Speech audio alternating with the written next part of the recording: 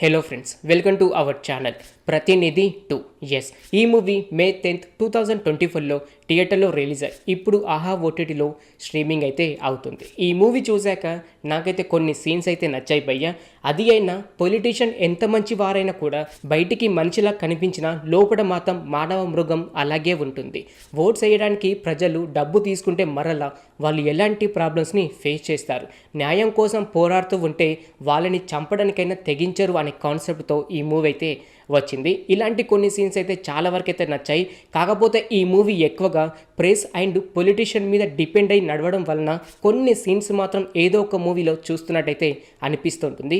కానీ ఇంటర్వ్యూ చేసే స్టైలు, చెప్పే మోటివేషన్ డైలాగ్స్ ఇవి మాత్రం చాలా వరకు అయితే నచ్చుతాయి. బేసిక్గా స్టోరీ లైన్ ఏంటి అంటే, సీఎం ఉంటున్న ఇంట్లో బాంబు పేల్చి సీఎంని చంపేస్తారు. మరి ఆ బాంబు పెట్టింది ఎవరు, ఈ బాంబు వెనకాల ఉన్న వ్యక్తి ఎవరు, ఇలా ప్రతి ఒక్కటి మీరు ఈ మూవీ చూసి తెలుసుకుంటారు. స్టోరీ లైన్ ఏదైతే ఉందో ఈ స్టోరీ లైన్ చాలా మూవీస్లో మనం చూసే ఉంటాం. పొలిటీషియన్ మీద చాలా స్టోరీస్ అయితే వస్తూ ఉంటాయి. అందులో ఈ ప్రతినిధి 2 మూవీ కూడా ఒకటి. మరి ప్రతినిధికి అలాగే ప్రతినిధి 2 మూవీకి ఏమైనా లింక్ ఉందా అని అంటే అది ఇది వేరు భయ్య. ఆ మూవీ చూసినా చూడకపోయినా ఈ మూవీ చూస్తే మీకు అర్థమవుతుంది. ఈ కాన్సెప్ట్ మాత్రం కొంచెం కొత్తగా అయితే అనిపించింది. నారా రోహిత్ గారు ఇంటర్వ్యూ చేసే స్టైల్ కానివ్వండి, క్లైమాక్స్లో వచ్చే సస్పెన్స్, అంతేకాకుండా ఇతనికి ఉండే ఫ్లాష్ బ్యాక్, ఇవి అయితే ఈ మూవీకి ప్లేస్ పాయింట్ అని చెప్పుకోవచ్చు. బాంబు బ్లాస్ట్ అయిన తర్వాత కొన్ని సీన్స్ చాలా ఇంట్రెస్టింగ్గా వెళ్తూ ఉంటాయి.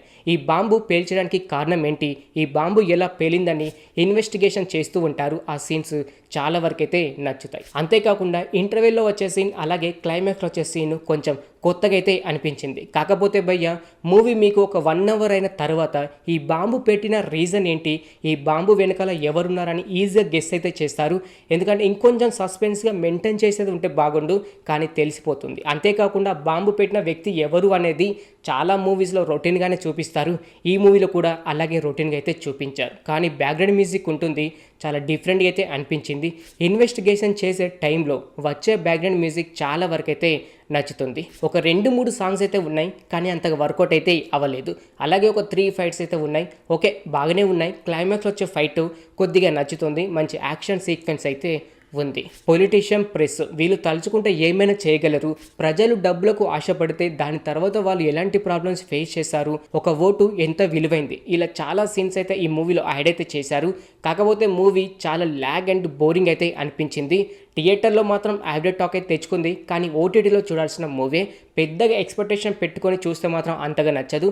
1 time వాచ్. అదైనా థ్రిల్లర్ సీన్స్ ఎప్పుడైతే వస్తాయో అక్కడి నుంచి ఎంజాయ్ అయితే చేస్తారు, కానీ రిమైనింగ్ అంతకైతే నచ్చదు. సెకండ్ హాఫ్ అయితే కొంచెం వర్కౌట్ అయితే అయ్యింది, కానీ ఫస్ట్ హాఫ్ అయితే కొంచెం ల్యాగ్ అండ్ రొటీన్ స్టోరీ అయితే అనిపించింది.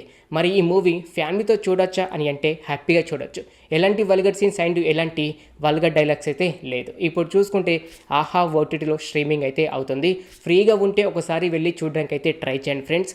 1 time వాచ్. అదైనా కొన్ని సీన్స్ అయితే నచ్చుతాయి, మిగతా సీన్స్ మాత్రం మీకు చాలా ల్యాగ్ అండ్ బోరింగ్, అంతేకాకుండా రొటీన్గా అయితే అనిపిస్తూ ఉంటాయి.